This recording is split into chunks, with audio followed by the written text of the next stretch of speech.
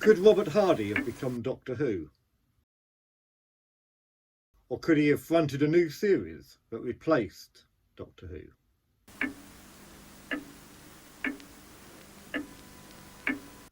Today I want to talk about a 1972 programme, The Incredible Robert Baldick, Never Come Night.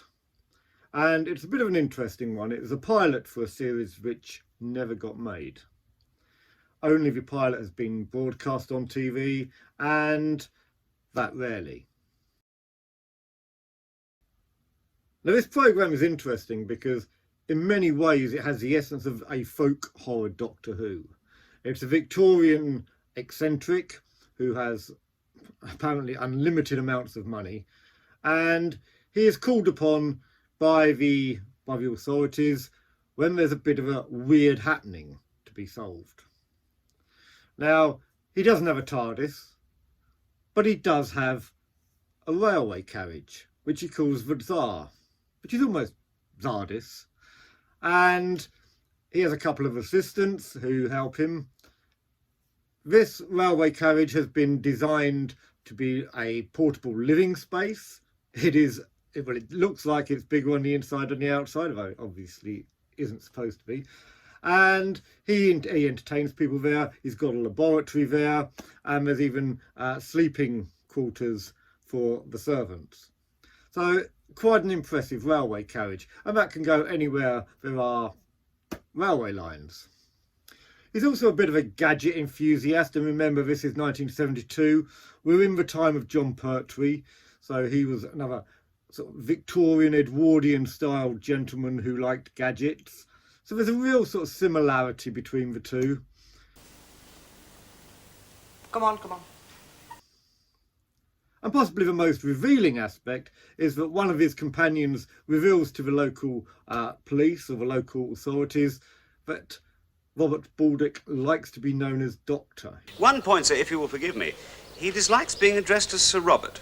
No, he prefers the title he earned, Doctor.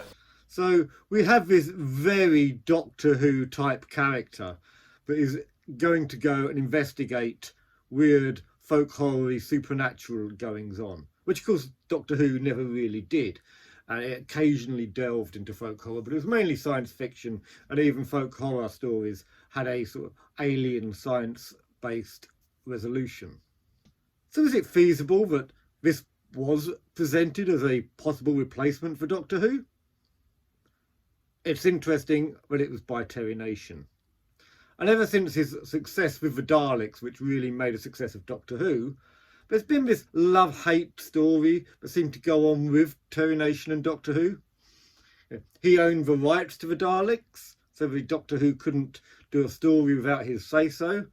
But at the same time, he wanted to do his own thing and break free of the control of the BBC. He tried to sell the Daleks as a story to the Americans and do a series over there. Didn't quite take off. I think it made some progress, but it didn't actually come into production. Later, of course, he had Blake 7 and The Survivors. And 1972 is his creation, Robert Baldick. And given the similarities with Doctor Who, it seems reasonable that maybe he did put this forward as an alternative to Doctor Who, as a replacement. Now, by 72, John Pertwee was a good doctor, but when the thoughts of these, this idea came forward, Pertwee hadn't really become established yet, and there was a lot of doubt after Troughton as to whether the story would continue. So maybe a bit more digging, maybe there's something out there which will show some more information about the origins of the concept of the incredible Robert Baldick. I think there is a story. The parallels, the similarities are so strong, and whilst it may not have been built to be a rival, it may well have been on the drawing boards instead of the Troughton, after the Troughton era. So hopefully that's something that we can resolve, or time will resolve, or perhaps somebody already knows. The other interesting bit about this programme is it features Robert Hardy as Robert Baldick. He's actually a really good, you could imagine him in the Doctor role. He's really good in this. Slightly aloof, sometimes enthusiastic at inappropriate times, a bit like Patrick Troughton. Really good character, really strong. It is interesting that Robert Hardy has occasionally been linked with the Doctor Who role. There was some confusion with the Fifth Doctor because they're both involved in All Creatures Great and Small. And in a later interview, he actually once said he never understood why he wasn't considered for the role. So maybe this was his and Terry Nation's sort of application for the role, an unofficial application. You know, the BBC would have seen this and thought, oh, this is what we can do with the new Doctor. As it was, it became a pilot for a series which unfortunately never materialised. The story itself is really good. It's got all the classic tropes that you want. It's got a ruined abbey, a cursed wood. It's got an old legend, a legend that goes back before the dawn of man. It's a real old primeval evil story. Bit of H.P. Lovecraft there. There's a nice touch to M.R. James in this as well, in that Robert Baldick himself has a fear of spiders and cobwebs.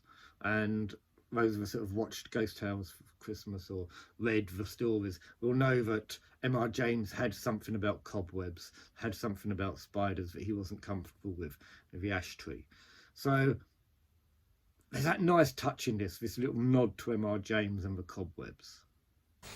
And the very touch of cobwebs is loathsome to me. I have a desperate horror of them. This really is quite serious, spooky folk horror in places. In this programme, Christianity lacks power.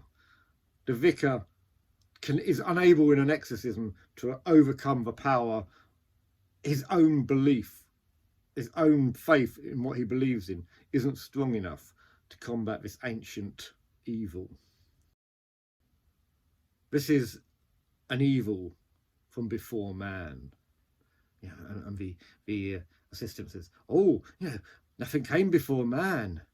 And Robert says, there are discoveries awaiting us that will change the way we look at things. The programme actually ends on a sentence which suggests that whole Time Lord thing. Something from the past?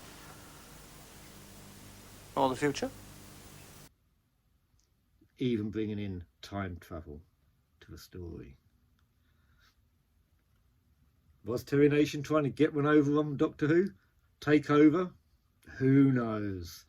But it's an interesting thought. It's an interesting concept. There are bits where you're not quite sure if it knows where it's going, but yeah, this was a pilot. I think it's, you know, an enjoyable programme. Could it have replaced Doctor Who?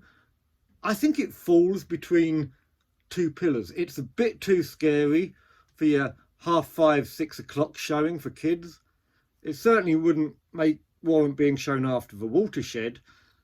So you're looking at probably a 7:30 slot.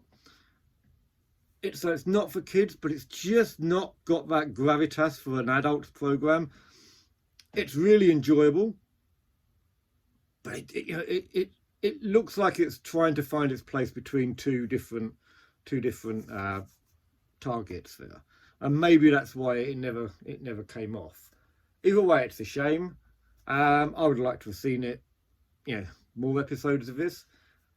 Do you think it could have become a successful series? Do you think it could have replaced Doctor Who? Would Robert Hardy have been a good Doctor Who? Let me know what you think in the comments below. So that's a little bit different. It's a good folk horror from the 70s with a twist. Hope you enjoyed it.